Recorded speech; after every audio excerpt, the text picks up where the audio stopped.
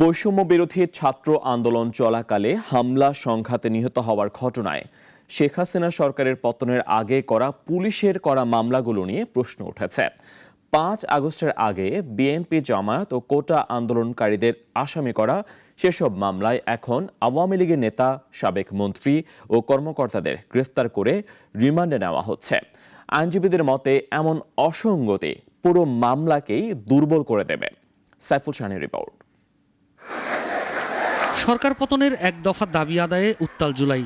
সারা দেশে আন্দোলনকারীদের সাথে পুলিশ ও ক্ষমতাসীনদের দফায় দফায় সংঘর্ষ। এই সংঘর্ষে ৬৪ জন নিহত হওয়ার ঘটনায় রাজধানীর ঢাকার বিভিন্ন থানায় ৩৪টি মামলা করে পুলিশ। তাতে আসামি করা হয় অজ্ঞাতনামা বিএনপি, জামায়াত ও কোটা আন্দোলনকারীদের। বিএনপি, জামায়াত ও কোটা আন্দোলনকারীদের আসামি করা সেসব মামলায় এখন আওয়ামী লীগের নেতা, সাবেক মন্ত্রী ও কর্মকর্তাদের গ্রেপ্তার করে রিমান্ডে নেওয়া হচ্ছে। এসব মামলার এজাহারের বর্ণনা নিয়েও উঠেছে প্রশ্ন। এজাহারে যদি উল্লেখ থাকে যে খুনের ঘটনায় বিএনপি, জামায়াত ও কোটা সংস্কার আন্দোলনকারীরা জড়িত, সেই মামলায় আওয়ামী লীগ নেতাদের গ্রেপ্তার দেখানো কেবল হাস্যকর নয়, এটা আইনত ভুল মনে করেন সংশ্লিষ্টরা।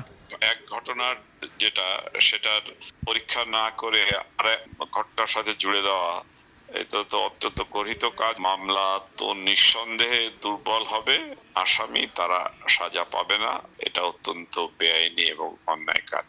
গত ১৬ জুলাই নিউ মার্কেট এলাকায় নিহত হকার শাহজাহান আলী হত্যা মামলায় ১৪ আগস্ট গ্রেপ্তার দেখানো হয় সাবেক আইনমন্ত্রী আনিসুল হক ও প্রধানমন্ত্রীর সাবেক উপদেষ্টা সালমান এফ রহমানকে। একই মামলায় ১৭ আগস্ট গ্রেপ্তার দেখানো হয় সেনাবাহিনী থেকে অব্যাহতি পাওয়া মেজর জেনারেল জিয়াউল আহসানকে। ১৯ জুলাই পল্টন এলাকায় গুলিবিদ্ধ রিকশাচালক কামাল হত্যা মামলায় ১৫ আগস্ট গ্রেপ্তার করা হয় ডেপুটি স্পিকার শামসুল হক টুকু, সাবেক তথ্য প্রযুক্তি মন্ত্রী জুনায়েদ আহমেদ পলক ও ঢাকা বিশ্ববিদ্যালয় ছাত্রলীগের সাধারণ সম্পাদক তানভীর হাসান সৈকতকে। আওয়ামী লীগের সাংগঠনিক সম্পাদক আহমেদ হোসেন ও সদ্য অব্যাহতি পাওয়া রিয়াল অ্যাডমিরাল মোহাম্মদ সোহাইলকে ২০ আগস্ট গ্রেপ্তার করা হয় পল্টন থানার মামলায়। মামলাটি হয়েছে ২০ জুলাই নবীন তালুকদার নামে এক মুদি দোকানি নিহত হওয়ার ঘটনায়। বিশেষজ্ঞরা বলছেন, অতীতে হয়রানির উদ্দেশ্যে যেভাবে মামলায় জড়ানো হতো, এখনও সেই একই কাজ হচ্ছে। এর ফলে মামলাগুলো দুর্বল হয়ে যেতে পারে। যাদের নাম আসছে তাদের অ্যারেস্ট করছে, রিমান্ডে নিচ্ছে, তারপরে জেলে পাঠাবে, সহজে জামিন হবে না, ওই হেনস্থা হবে।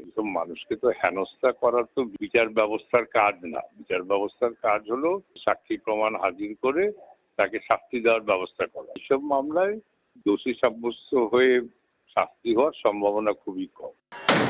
ফৌজদারি আইনজ্ঞরা বলছেন, কোটা সংস্কার আন্দোলন ঘিরে এতগুলো মানুষ মারা গেল, এসব ঘটনার বিস্তারিত তদন্ত হওয়া উচিত। সাইফুল শাহীন, নাগরিক, ঢাকা। ২৫০টিরও বেশি ডিজাইন অপশন নিয়ে ওয়ালটন স্মার্ট ফ্রিজ, বোঝে আপনার প্রয়োজন।